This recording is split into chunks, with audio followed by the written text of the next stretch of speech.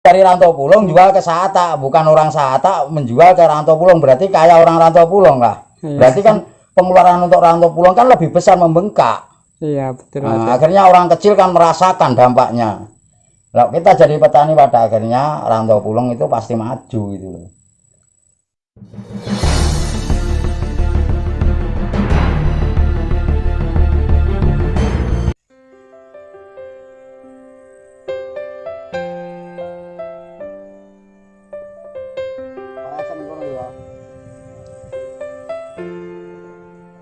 Nah, teman-teman, sekarang kita berada di kebunnya Pak Hilal. Pak Hilal ini mau tanam semangka ya, teman-teman. Nah, sekarang Pak Hilal ini mau mulai memasang mulsa. Mas. Nah, bisa kita lihat cara memasang mulsanya ya, teman-teman ya.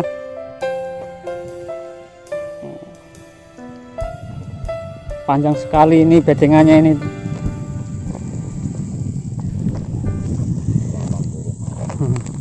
Nah, bedengan ini 80 meter.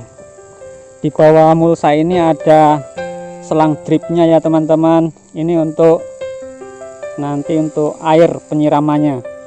Bisa kita lihat selang dripnya ini.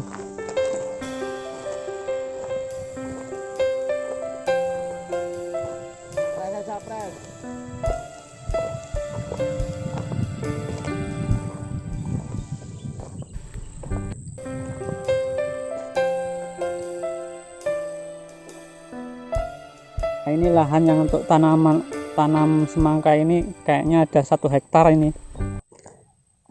Nah.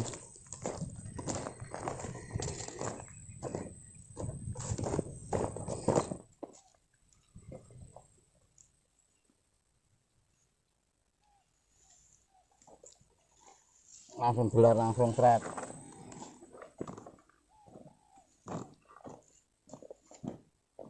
Nah, ini teman-teman bisa kita lihat cara pemasangan mulsanya ya, teman-teman. Nah,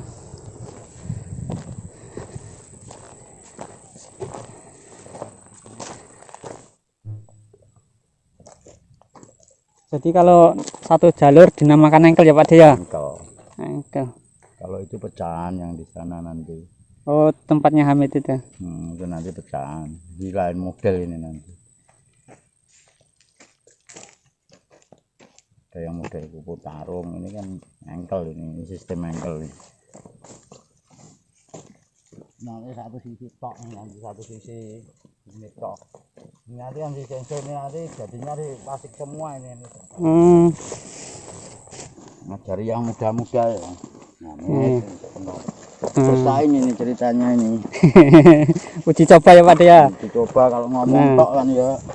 Ini Pak D ini, Pak Hilal ini sedang mengajari anak-anak muda untuk bertani semangka ini.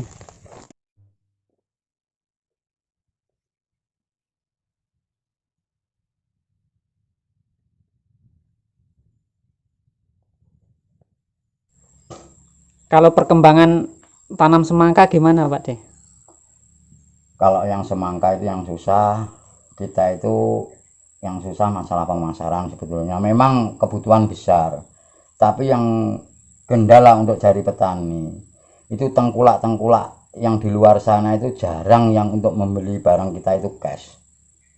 Hutang pasti tersendat. Itu pernah ku alami dulu, itu saya panen sampai 70 ton 60 ton, tanya Mang Karjo itu orang SP5 juga. Makanya orang dikirain enak terjerumus di situ, pada akhirnya apa, kerugian yang dirasakan mereka. Makanya aku mundur gitu loh. Makanya ada waktu itu, pada waktu itu aku mundur, bukan kok kita itu mundur kehabisan modal, enggak, kita oper alih kerjaan yang lain. Nah sekarang aku pikir loh, petani kok malah mau amblas, mau tenggelam, kita bangkit lagi dengan secara seperti ini. Oh, di sananya dihutang ya, Pak Dia? Karena berat itu, enggak ada tengkulak itu biar mobilnya baru-baru. Nah, aku ngomong ini enggak takut, dimanapun aku enggak takut. Masalahnya apa? Kalau di Jawa, hitungan-hitungan yang negara-negara yang sudah maju, desa-desa yang sudah maju kayak di Jawa, yang namanya petani dimodali oleh tengkulak. Mana ada sekarang tengkulak berani modali? Nah, aku tak tanya, Kalau modali kontrak harga saya berani, berapa permintaannya. Loh, aku betul-betul berani, itu aku nggak sombong, berani. Nah, saya dari awal itu modali orang itu sampai di desaku modali semua, pada akhirnya ya akhirnya kita yang kalah. Mau berangkat, ini bilangnya keponakan ada ini mungkin nanti keuangnya enak. Ya aku coba tes dulu. Aku tak cuma 2.500 pohon, coba sampean 3.000. Itu nanti kalau kamu dikasih berhasil yang pernah ku alami dulu, ini nggak kurang dari 50 ton. Coba kamu bisa apa enggak? Kalau memang ini nanti bisa berarti kita besarkan. Kalau memang enggak ya cukup sampai di situ, aku mau sayuran aja. Masa orang rantau pulau mau beli sayuran dari Sata kan aneh. Sawi aja loh dari Sata, sampean tahu. Harusnya Harusnya dari Rantau Pulung jual ke Sata, bukan orang Sata menjual ke Rantau Pulung, berarti kayak orang Rantau Pulung lah. Berarti kan pengeluaran untuk Rantau Pulung kan lebih besar, membengkak. Iya, betul. Nah, akhirnya orang kecil kan merasakan dampaknya. Kalau kita jadi petani pada akhirnya Rantau Pulung itu pasti maju gitu loh. Makanya kita ajari nanti petani yang ada di Rantau Pulung, marilah kita sama-sama dari pihak-pihak yang terkait itu berpikir gimana Rantau Pulung bisa maju dari pertaniannya. Kalau sawit sudah nyata, pabrik sudah ada. Tapi masa orang akan makan sawit terus? Di sini masih ada lahan sisa, cobalah mari kita kembangkan dengan secara profesional, jaga lebih baik kalau memang pihak terkait membantu kan seperti itu. Tapi kadang-kadang itu bantuan enggak tepat untuk kesasarannya. Kebanyakan seperti itu. Ya makanya kita pikir kita sekarang itu enggak perlu sebetulnya, masalah aku enggak usah bantuan, kita itu mampu sebetulnya. Kalau memang otak kita itu berpikirnya ke depan. Makanya aku contoh seperti ini.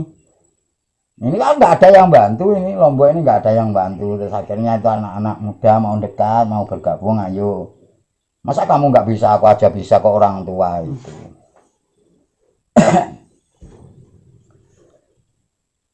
Kalau jenis tanaman kayak jagung itu gimana Pak De? Kalau jagung pakan itu menurut saya itu kalau memang di sini ada ternak itu enggak jadi soal. Tapi ternaknya kalau belum sesuai, sekarang masih udah ada Rantau Pulung, udah ada ternak tomat 1 orang 2 orang paling. Tapi kalau kita petani semua tanam jagung, itu nanti akan gelabakan juga. Masalahnya protein yang dihasilkan dari Kaltim ini sangat rendah kalau dibanding dari Sulawesi, dari Sumatera. Makanya kita pikir ke situ gitu loh. Kalau kita mau ke Jawa itu mungkin jauh. Untuk biaya transport itu sangat mahal. Nah, petani di sini kalau dengan kondisi orang bekerja seperti ini kayaknya nggak mampu, untuk daya beli di Jawa itu nggak mampu. Masalah jagung itu kalau termurah bisa sampai harga 2.500. Kalau orang sini harga 3.000 aja nggak ada yang mau tanam. Iya. Masalahnya rugi, mendingan kita harian kerja di sawitan itu loh. Maunya harga tinggi ya deh. Nah kalau zaman ngomongkan kayak sayuran, kalau sayuran kita 1 hari ngomong aja nggak usah banyak-banyak, bisa mendapatkan 100.000 dari dalam kapasitas 1 bulan kita dapat 3 juta. Itu kan masih menyamai, tapi kita kerja di tempatnya sendiri itu mungkin lebih baik gitu loh. Jadi orang masih mau kalau tani, mungkin yang penting ada pendampingnya, ada pembelinya yang itu mau. Makanya saya usahakan ini ya, kalau bisa anak muda, kalau orang tua nggak perlu juga, paling sudah merasa berhasil 1 kali sudah. Kalau orang tua ngajarin aja Pak ya. Iya, orang tua itu aku aja nanti nggak pegang, lihat aja, aku malah bikin yang manual sambil ngeliatin. Ya yang maunya seperti apa kita ikutin. Jadi kalau anak itu kita ikuti, maunya tanam apa, mau tanam semangka, dikirain orang tua nggak bisa, ayo aku ajari seperti ini. Kualitas kamu harus terjaga, nantinya rasa dengan kualitas buah itu harus terjaga betul-betul.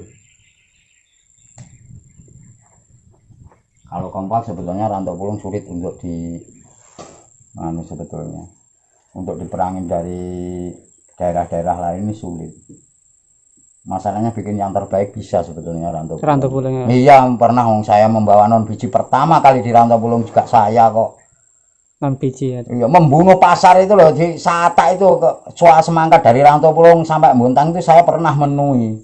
Makanya tergiur Rantau Pulung semangkanya paling istimewa, Nah selain itu, setelah itu petani-petani yang kurang bertanggung jawab, orang-orang yang datang ke sini kurang bertanggung jawab, pada akhirnya sekarang sama dengan punya daerah-daerah lain. Kualitasnya Pak De ya. Nah itulah kesalahan kita, kekompakan kita kurang. Marilah sekarang kita jaga Rantau Pulung, terutama kita jaga betul-betul. Kalau memang kita bisa menciptakan sesuatu kayak Lombok yang terbesar, jangankan 1 hektar, 2 hektar, 4 hektar itu loh mau habis. Berarti ini Sekali tanam 4 hektar itu habis. Berarti Pak De ini memperbaiki dari awal lah. Ya ini dari awal, dari manual. Jadi orang yang takutnya modal sekarang dikasih tahu kita nggak modal bisa. Bagaimana caranya seperti ini? Moga nanti sambil jalan.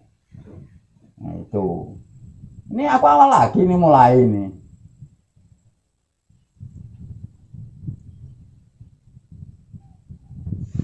Padahal kalau masalah modal itu kita udah disiapkan, tapi memang untuk saat ini kita nggak perlu seperti itu. Tunjukkan dulu yang Tunjukkan dulu. Nah masalahnya apa? Donatur saya, loh kenapa mas kok seperti ini? Kok nggak bikin profesional kayak dulu begini-begini? Enggak. Ini untuk ngajari anak-anak saya biar nggak takut. Loh mana bisa aja? Lihat aja nanti. Nah yang penting perlakuannya tetap seperti profesional kan itu. Kayak kebutuhan tanaman itu kan sangat diperlukan. Biarpun kita secara manual, tapi kebutuhannya secara profesional. Apa yang diperlukan untuk tanaman kita penuhi. Jadi NPK-nya itu harus betul-betul tercukupi, nutrisinya harus cukup. Lah itu insya Allah tetap jadi. Sebetulnya di sini yang saya pikir, yang saya angkat tangan tanam di sini selain labu siam itu loh, saya angkat tangan itu. Memang harusnya tanah dingin, ku coba di tanah panas aku nggak mampu. Mungkin kalau ku panen mungkin subur boleh. labu siam itu ya Pak De ya. Ya, nggak mau berbuah apa Pak De? Nggak mau subur. Nggak mau subur. Nggak mau subur, biarpun pakai apa itu masalahnya itu kan maunya dia kan dingin. Daerah pegunungan mungkin ya Pak De. Ya daerah pegunungan, kalau di Jawa Timur kayak di Batu, kalau di Jawa Tengah kayak di daerah itu yang dingin-dingin itu. Dia nggak mau. Nggak mau. Ya itu suatu contoh itu. Kalau kates masih mau. Makanya ini siapa tahu orang yang melihat terus akhirnya berpikir oh iya betul seperti ini. Ya, marilah kita sama-sama Rantau Pulung terutama kita utamakan itu. Biar nggak sampai lah masa beli sayur aja, mau beli sawi aja kok ya, didatangkan dulu dari Sata loh. Kan sayang gitu loh, kita masih banyak tanah yang nganggur, masih ada lah ini sisa-sisa dari sawit itu masih banyak. Mungkin di Rantau Pulung kalau dihitung itu sisa-sisa tanah itu masih ratusan hektar kan. Wah. Bahkan ribuan yang belum tertanam itu loh, hutannya masih iya kan masih ada gitu loh. Masa kok kita kadang-kadang aku berpikir juga loh itu penjual sayur itu kayak Darman, man dari mana ini? Dari Sata Pak De. Waduh orang Rantau Pulung kok beli dari Sata loh, kayak apa? Berarti lebih kayak orang, berarti lebih kota di Rantau Pulung daripada di Sata kan, seperti itu. Nah itulah masalahnya, orang sini sudah tergiur ke perusahaan semua. Tapi sekarang kalau digalakkan seperti ini mungkin ya terutama orang-orang yang terkait lah, marilah kita galakkan bagaimana supaya anak muda itu mau. Sebetulnya kalau pertanian itu enggak hal yang paling nista, itu bukan sebetulnya. Malah bisa dikatakan itu dulu aja kerajaan itu pertanian yang diunggulkan. Sampai sekarang pun kadang nggak petani, orang pejabat mau makan apa. Sekarang banyak orang yang kaya malah terjun di pertanian. Ya kan keliru. Kalau Rantau Pulung itu kan harusnya masih punya kesempatan, ini masih ada kesempatan emas lah bagi orang-orang Rantau Pulung. Keuntungannya masih banyak. Kalau punya sawit, kalau punya lahan cuma 1 hektar ya nggak cukup juga untuk tanam hidup. Sawit. Ya kan? Jadi kalau dipikir kalau menghidupi keluarga itu loh, kalau 1 hektar sawit itu susah, nggak cukup. Kalau di Rantau Pulung, masalahnya kehidupan di Rantau Pulung ini mahal gitu loh, nggak cukup untuk kapasitas. Tapi kalau pertanian 1 hektar dengan bergulirnya 1 hektar itu masih cukup untuk 1 keluarga. Bahkan kalau dikasih rezeki untuk muliakan anak aja mampu. Bisa lebih ya Pak De? Ya bisa lebih. Contohnya di Jawa itu yang punya 1 hektar itu jarang gitu loh. Tapi ya beras nggak pernah beli. Itu satu contoh kan seperti itu. Makanya kita contoh yang sudah ada aja kayak di Jawa, kayak di daerah-daerah lain yang sudah maju.